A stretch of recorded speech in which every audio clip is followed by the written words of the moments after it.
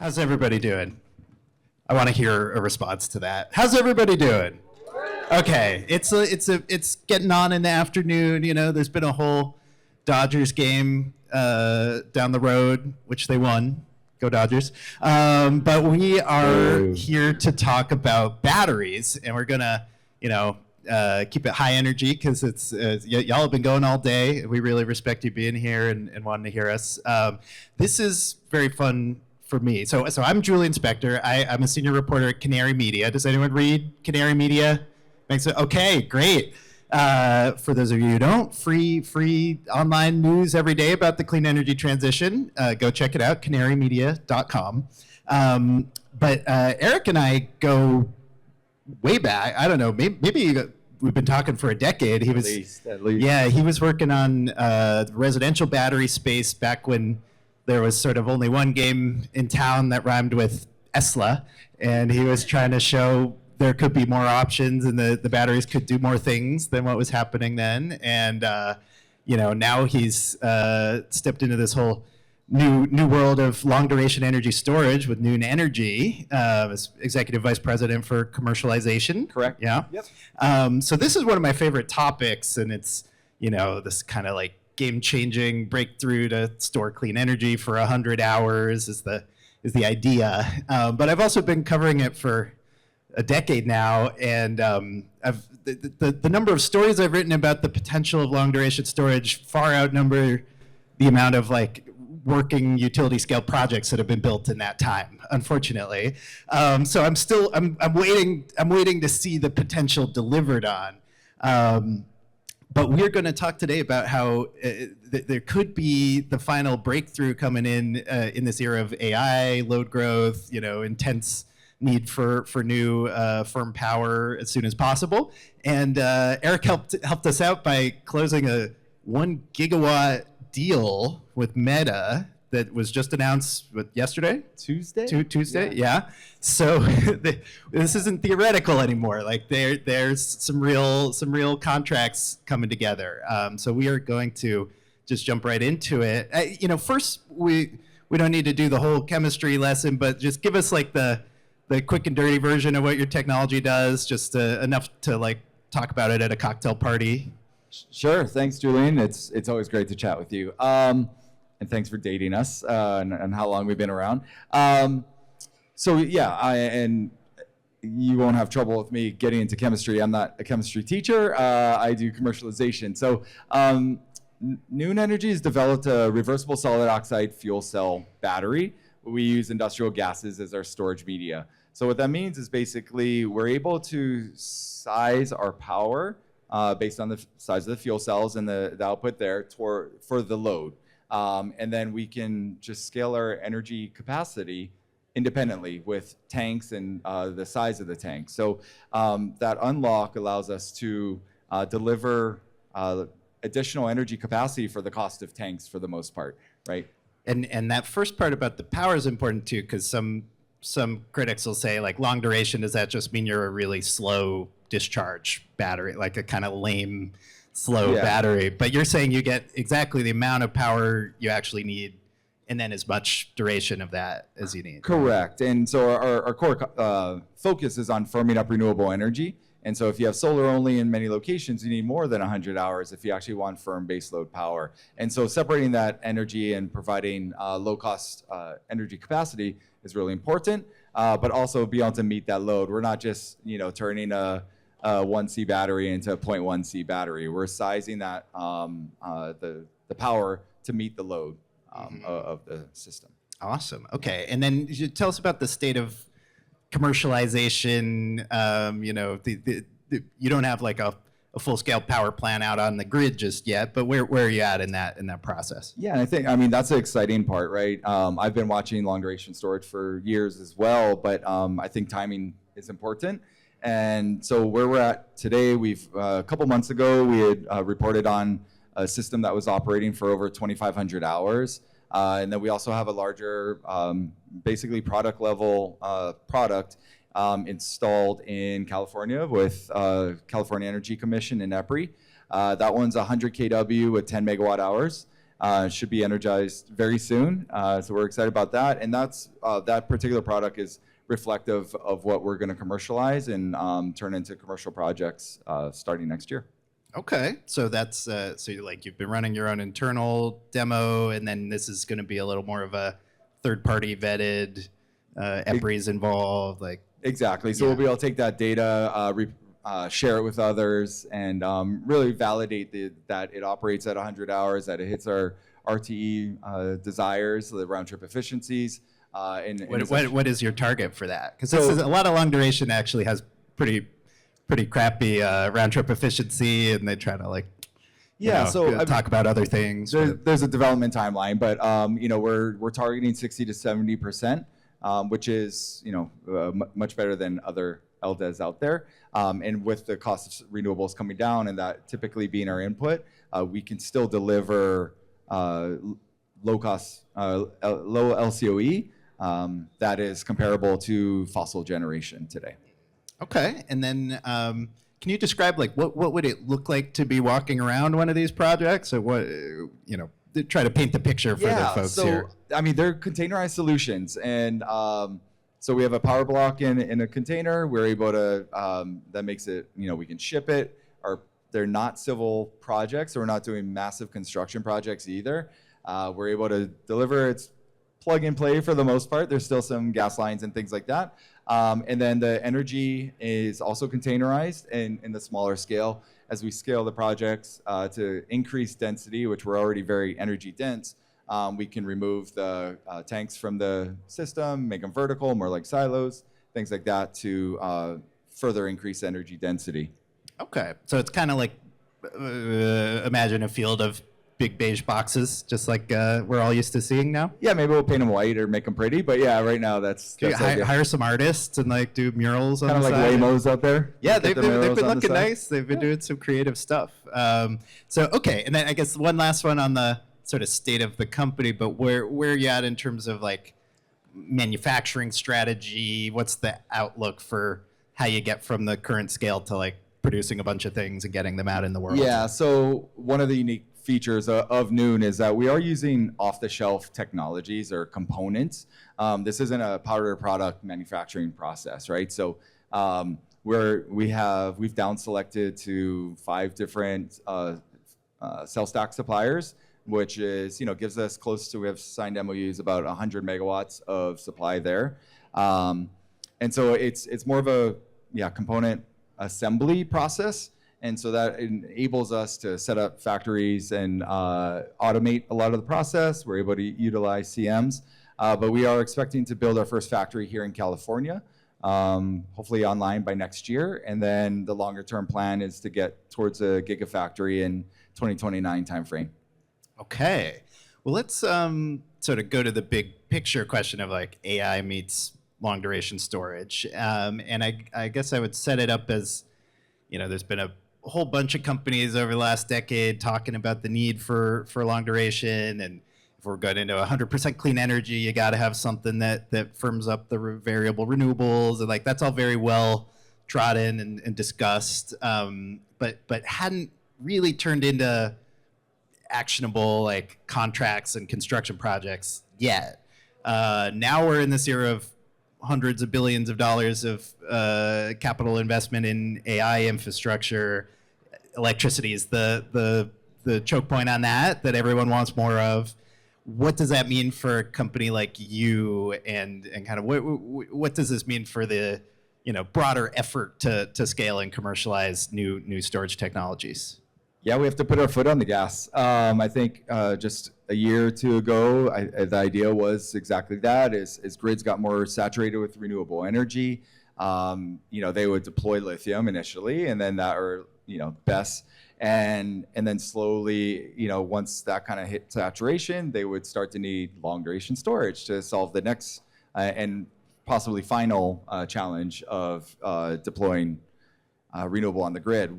But yes, now that data centers need power yesterday, the grid can't handle it. I think it's been covered at Climate Week a couple times now, that there's transmission issues. And so it has really accelerated our roadmap. It's accelerated conversations with customers. And so, yeah, it's making us think, how do we do this? How do we do this faster? And then what are the different use cases? It's not just about firming renewables now. Now we're looking at standalone assets, front of the meter or behind the meter. We can either be a utility grid resource, non-wires alternative, where we can store that excess power or energy when the transmission lines are at capacity. And as they decrease, then we can use those the same transmission lines and share, send energy back to the load. Or we can do behind the meter and be an asset for the data center, maybe help them get online faster by providing that load flexibility that they may not want to do with their compute, but we can enable maybe them to connect faster with a larger data center than maybe the grid would allow them to do. So it gives a lot more flexibility, and so with that, it opens up the use cases, business cases, and opportunities for Noon and LDES in general. And at a big level, I mean, there's a lot of fairly pessimistic outlooks around the AI boom from a clean energy standpoint. Of like, we could see massive new gas plants get kind of rushed through and locked in for decades to come, and there's concerns about ratepayers getting saddled with costs and everything, but does this type of contract you have with Meta, hint at a different type of future where actually these enormous tech giants who have billions of dollars to spend are actually kind of like creating a cleaner grid in the process? Yeah, I think you're seeing that across the board from a lot of the data centers of taking on more responsibility. They've been leaders in clean energy for decades now, or a decade. So I don't see that slowing down. I do think they're going to find the quickest way to get a data center up. They're not going to wait or lose the AI race due to interconnection backlogs. But I think they're investing in the future, and things like what they're doing Noon is that 3 to 5 year period, and making sure the technologies are there, and then they're making real long-term bets with nuclear and things like that. But yeah, so I see, in all of our conversations with hyperscalers, it's, they definitely are taking ownership of what's happening, and how to get their data centers on the grid faster without impacting ratepayers. They understand, the pushback. They're seeing the negativity in the communities, and they're doing what they can. Yeah, and I don't want to oversell this because there's kind of just two. I mean, we had Form Energy, which also has an iron air battery doing the 100-hour storage, and they have a big deal now with Google in Minnesota, and that's like several hundred megawatt long duration contract in there, and now this one with Meta. So there's still very few of these in the grand scheme of the AI build out. But can you talk through, the structure of this deal? Like, how do you go? As you said, you're building your first kind of real operational project that'll get validated by third party. How do you also sell a gigawatt to Meta at the same time?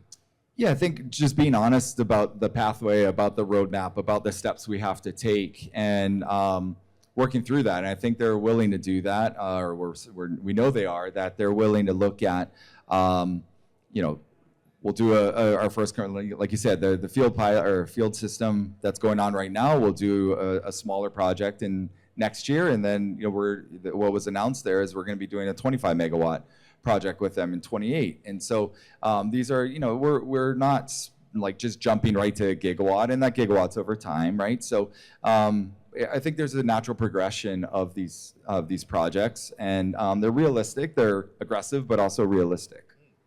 Okay, and that's important, I think, for the audience of you are sort of trialing it at a small scale first, and then I imagine there's some clauses of it has to do all the things you're promising before they get up to the gigawatt level of purchases. Yeah, for sure. And there's a couple of core requirements, right? I mean, in any new technology, our promises around RTE and duration, and we'll get to validate those through steps along the way. So again, really had confidence from our modeling, from our testing, to get us to this point, and we've been very transparent with them. walk through cost models and all that to get to this point, right? So I think you have to validate that. I think you have to be, it's a partnership.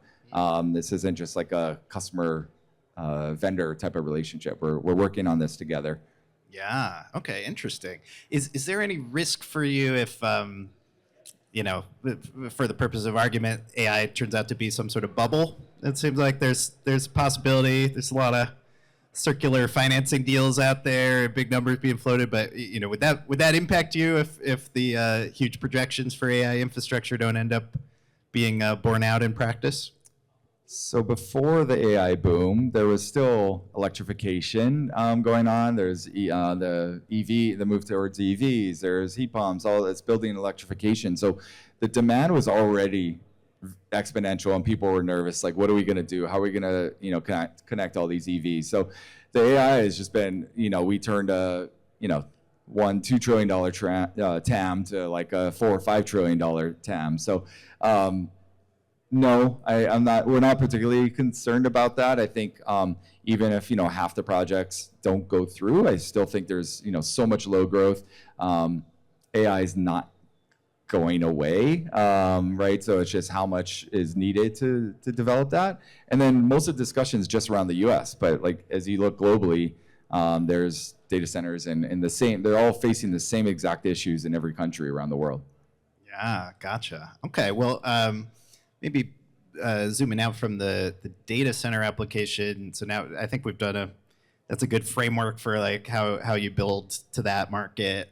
What about that old, reaching 100% clean energy mission? Where do you think you'll get the first gigawatt scale deal just for general grid decarbonization, and what are the kind of ideal places to be looking for that? Yeah, I was going to actually add that to my last answer is that we're seeing more there on mining operations, wanting to decarbonize all the Australian mines, like Western Australia, they have a big decarbonization goal.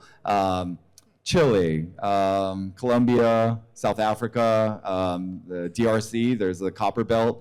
So we're seeing that a big push, both from the decarbonization as well as energy security and reliability. Is this kind of off-grid, remote settings, or? I think it's in grid support. I mean, yes, partially off-grid, but I think that it's more the grid's awful there, and so they can't count on it, right? There's a group we're talking out of Paraguay that has Bitcoin miners and like 500 megawatts of Bitcoin miners, but the grid goes down too often, so they're looking for alternative options.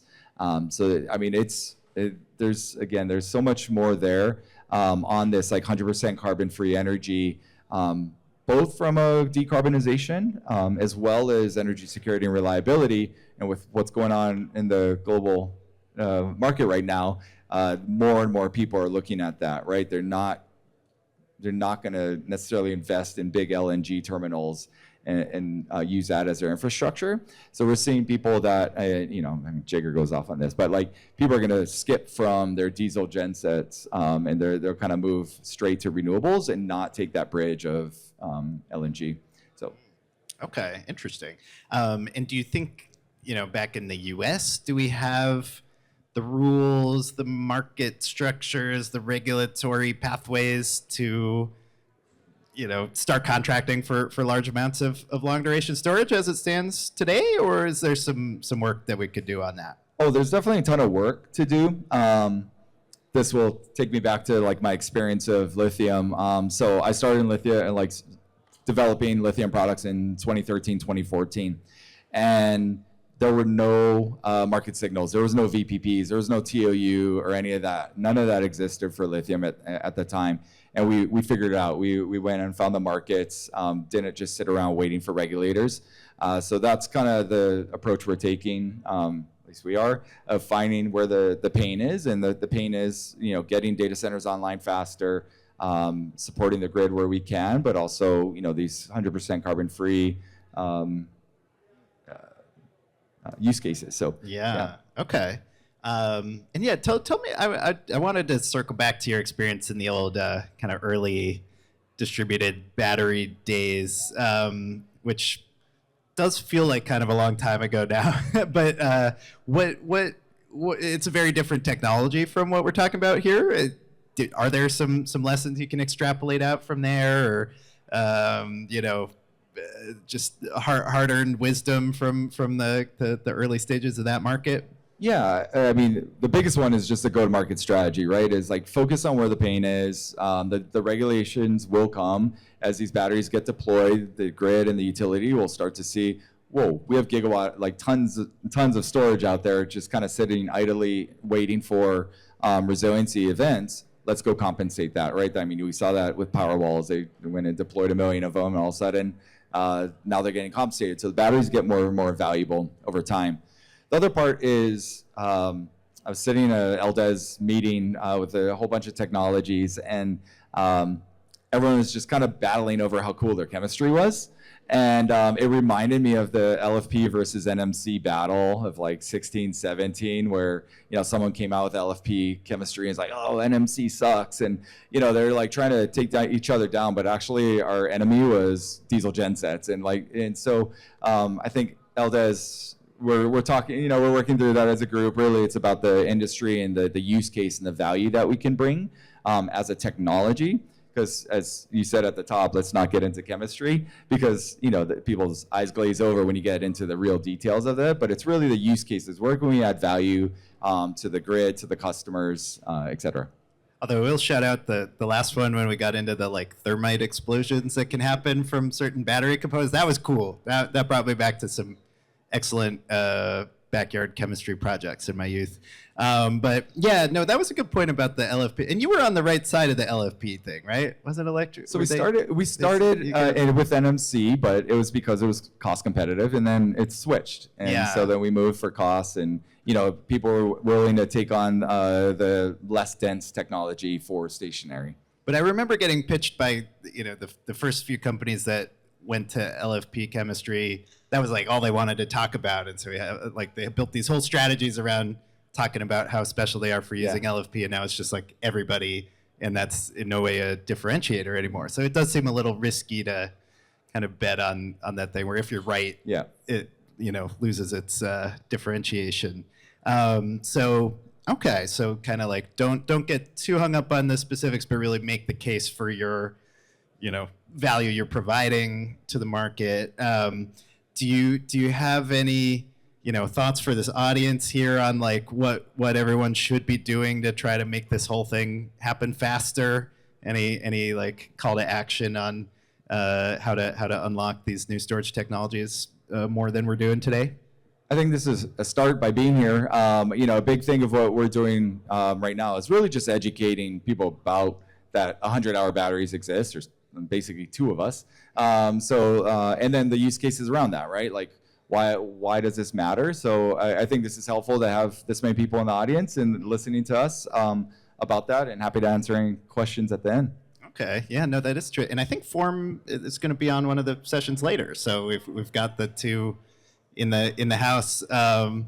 Yeah, I was going to ask you if it made you jealous that they got such a big contract with Google, but now you've got it's not as lopsided anymore. I think it's great for 100-hour batteries, more validation in the market. So no problems cheering them on. Good for them. Yeah. Okay. Is that good on time? Should we might wrap it up? Okay. That was awesome. Was that awesome? What did you think? It was, yeah. Okay. Let's hear it for Aric. Thank you, Julian. Very special to be. It's funny. My Saunders is literally my middle name. So we've got some weird points of connection here, but mostly in our interest in batteries and quality time spent in Hawaii, and now quality time spent here. So really appreciate that. This is my first time really working with the Battery Saloon, but I've been really impressed with the speakers, all the planning here, and really glad y'all had us here. So let's do one more round for the Battery Saloon and the organizers and Aric, and have a great rest of your afternoon. Thank you. Thank you all.